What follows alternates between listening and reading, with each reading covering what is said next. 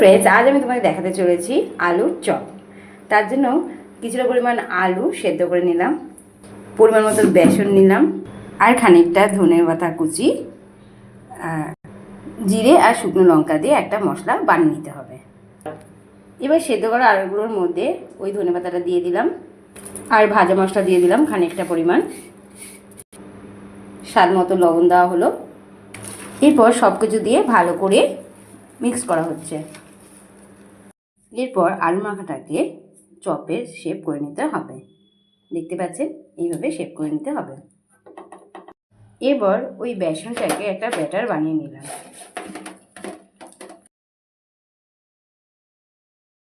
এরপর কড়ার মধ্যে পরিমাণ মতো তেল দিয়ে ব্যাটারে চুবিয়ে ভাজতে হবে।